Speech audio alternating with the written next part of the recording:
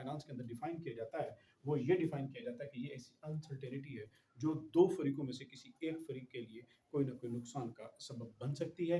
So this चूंकि वो नुकसान का सबब बनती है, इस वजह से इस्लामिक लॉ इसे रिस्क की एक टाइप कंसीडर करता है। अच्छा, अब ये तो है कि भी गरर को इस्लामिक लॉ के अंदर मजीद इसकी जो डिवीजन की जाती है वो दो तरह से इसको डिवाइड किया जाता है कि टाइप्स ऑफ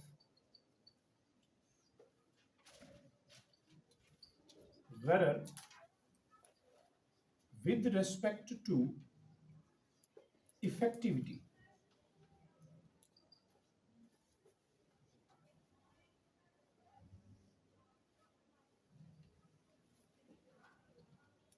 गरर के मुअस्सर होने के एतबार से, उसके असर करने के एतबार से इसकी कितनी टाइप्स हैं? Number 1,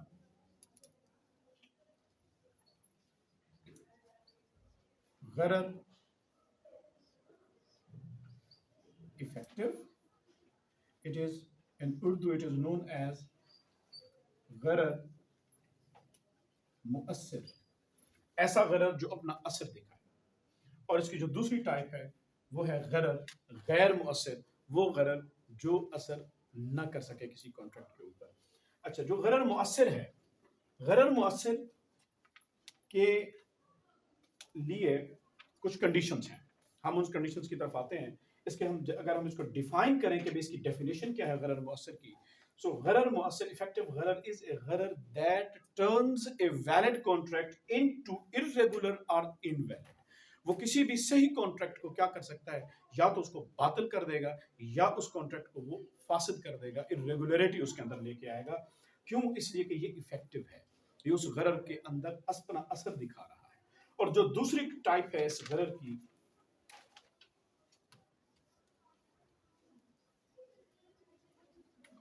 गरर ineffective,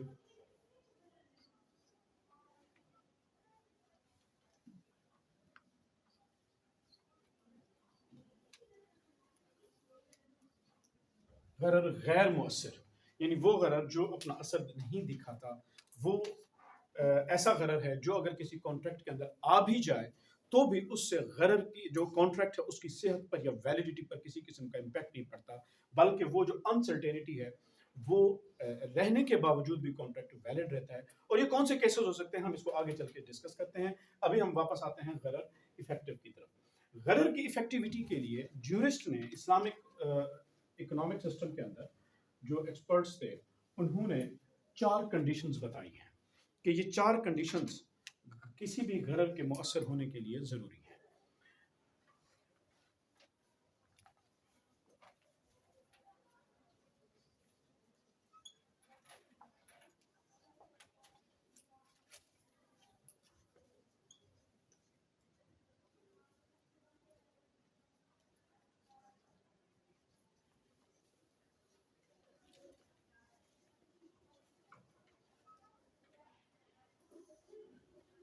Conditions for effectivity of gharar.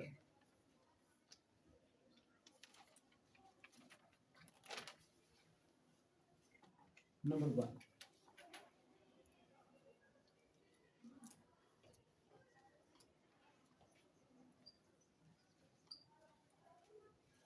major gharar, it is also known as gharar kasir।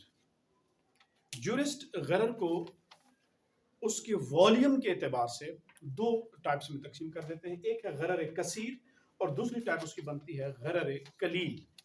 गरर यसीर भी कहते हैं उसे, जो दूसरी टाइप है कि गरर यसीर या उसी को कलील भी कहते हैं। It is known as minor गरर। It is known as minor गरर। तो ये गरर की 2 तकसीमें हो जाती हैं। तो कंडीशंस है कि भी कोई भी गरर कब किसी कॉन्ट्रैक्ट के अंदर इफेक्टिव होगा, उसके लिए कंडीशन ये है कि वो गरर कौन सा हो, मेजर गरर हो, कसीर गरर होगा तो वो किसी कॉन्ट्रैक्ट को उसके ऊपर अफेक्ट करेगा, उसको अफेक्ट करेगा और उसकी वैलिडिटी को या तो वो इरेगुलरिटी की तरफ लेके जाएगा या फिर उसको इनवैलिड कर देगा, बातिल कर देगा। जहां तक गरर यसीर का ताल्लुक है, कलील का ताल्लुक है, तो ये वो गरर है जिसके बारे में हमने कहा था कि गरर इनइफेक्टिव, कि ये ऐसा गरर है जो किसी कॉन्ट्रैक्ट के अंदर आ भी जाएगा तो उस कॉन्ट्रैक्ट की वैलिडिटी के ऊपर इसका कोई इम्पैक्ट नहीं होगा, या हम कह सकते हैं कि इसका इम्पैक्ट जो है वो जीरो रहेगा।